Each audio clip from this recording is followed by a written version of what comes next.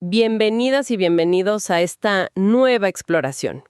Hoy nos metemos de lleno en un texto clave del psicoanálisis, unos fragmentos que abordan una idea fundamental, el famoso principio de placer según Sigmund Freud. La misión, entender qué es este principio y cómo, según Freud, funciona como una especie de brújula interna que guía nuestra vida psíquica. Aunque, como veremos, no siempre nos lleva a buen puerto, ¿no? Justamente. Vamos a analizar esa postulación central de Freud, que tendemos casi instintivamente a buscar el placer y, a evitar el displacer. Pero lo crucial es que no nos quedaremos ahí.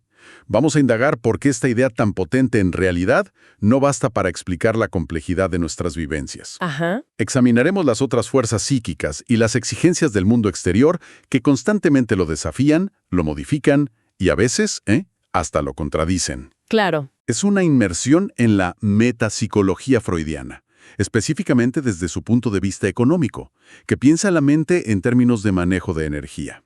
Suena fascinante. Entonces, para empezar a desentrañar esto, ¿cómo define Freud este principio que, en teoría, nos mueve a todos? ¿Qué significa que algo se regule automáticamente por el placer?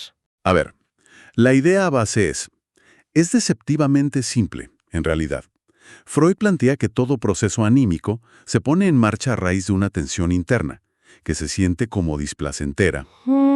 Como una presión. Exacto. Imagina una especie de presión psíquica. El objetivo primordial de ese proceso es entonces reducir esa tensión, disminuirla. Esto puede lograrse evitando activamente lo que causa displacer o buscando directamente una sensación placentera, que correspondería a un estado de menor tensión. ¿Y lo de automático? Es automático en el sentido de que es la tendencia más básica, ¿viste?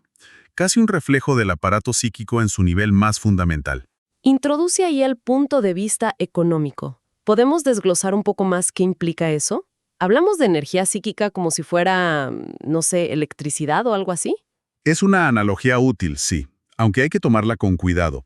El punto de vista económico se enfoca en las cantidades de excitación que circulan en el aparato psíquico.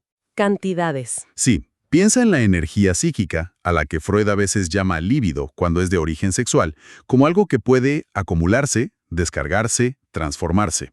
La hipótesis central aquí es que el displacer se correlaciona con un incremento de esta excitación no ligada, o sea, excitación libre, no controlada, que genera tensión en el sistema. Entiendo. Por el contrario, el placer estaría ligado a una disminución de esa tensión, a una descarga o reducción de la excitación. O sea, más tensión es igual a displacer, menos tensión es igual a placer.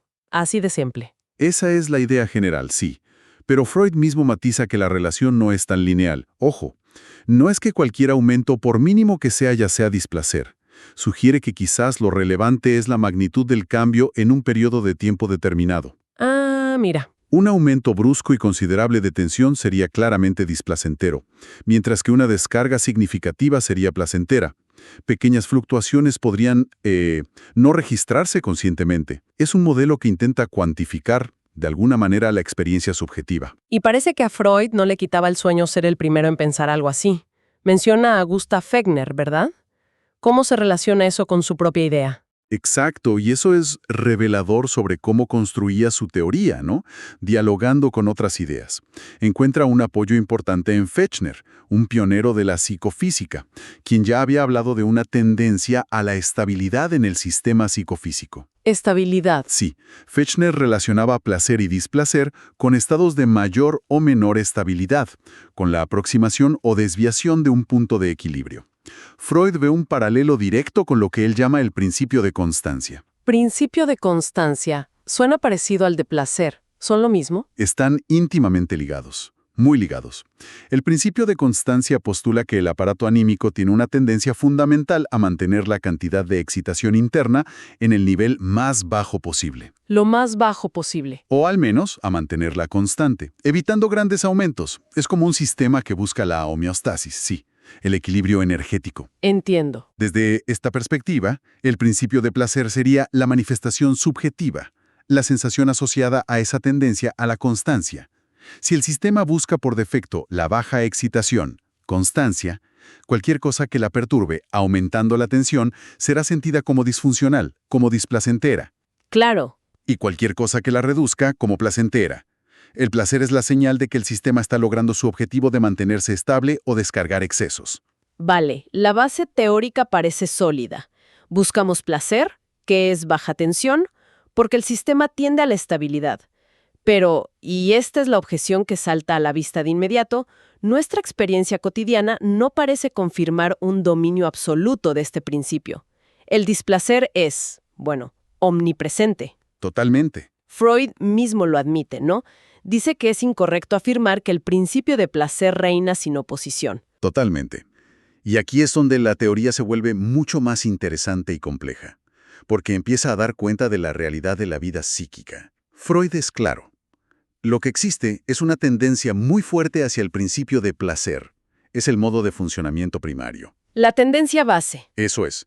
Pero esta tendencia choca constantemente con otras fuerzas, otras exigencias que la modifican, la limitan o incluso la anulan temporalmente. La primera y más importante de estas fuerzas es el principio de realidad. El principio de realidad. Suena a tener que aceptar las cosas como son. Es como el proceso de madurar y dejar de ser un niño que solo busca gratificación inmediata. Esa es una muy buena manera de entenderlo, sí. El principio de realidad surge bajo la influencia de las pulsiones de autoconservación del yo, o sea, la necesidad de sobrevivir y adaptarse al mundo exterior. La supervivencia. Claro, el aparato psíquico aprende, a través de la experiencia, a menudo dolorosa hay que decir, que la satisfacción inmediata de todos los deseos no siempre es posible o conveniente. A veces, buscar el placer ya mismo puede llevar a un peligro mayor o a un displacer más grande después. Tiene lógica. Entonces, el principio de realidad introduce la capacidad de posponer la satisfacción, de renunciar a ciertos placeres inmediatos y, crucialmente, de tolerar una cuota de displacer temporal.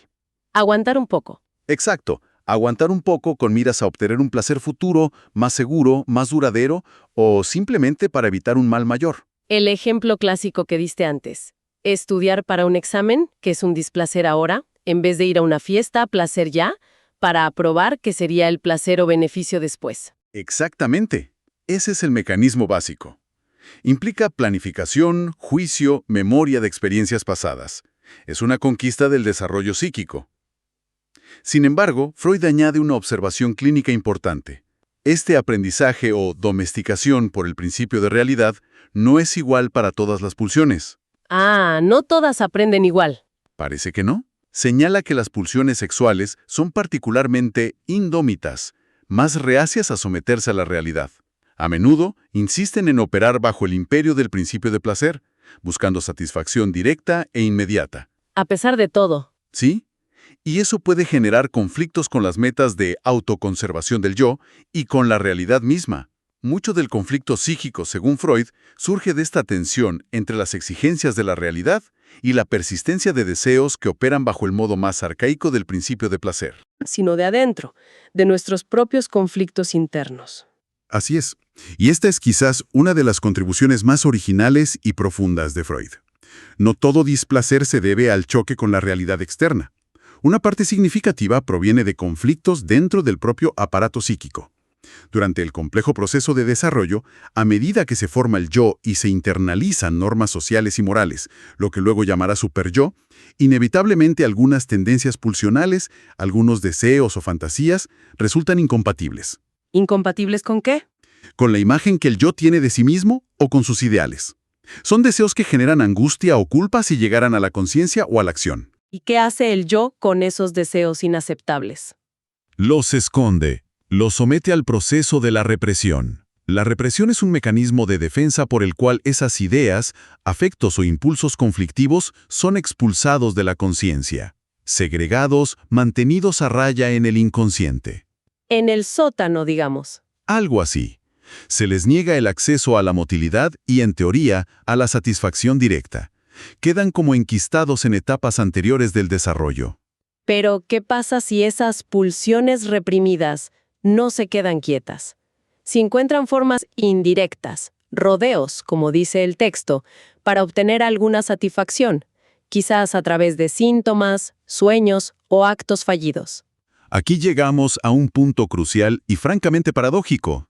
Freud observa que cuando una pulsión reprimida logra una satisfacción sustituta, indirecta, Que debería ser placentera. Exacto, desde el punto de vista de la pulsión misma, debería ser placentero porque implica una descarga de tensión, pero el resultado experimentado por el yo consciente es, a menudo, displacer. ¿Displacer? Sí, puede ser angustia, culpa, vergüenza o simplemente un malestar indefinido. Eso es totalmente contraintuitivo. Un placer que se siente como displacer. ¿Por qué? ¿Cómo puede ser? Porque esa satisfacción indirecta reactiva el conflicto original que motivó la represión. Es como si sonara una alarma interna en el yo que dice, peligro, este deseo prohibido está a punto de emerger. Ah, es la alarma lo que se siente mal. Claro, el displacer sentido no proviene de la satisfacción pulsional en sí, sino de la defensa del yo contra ella. Es el displacer del conflicto interno reavivado.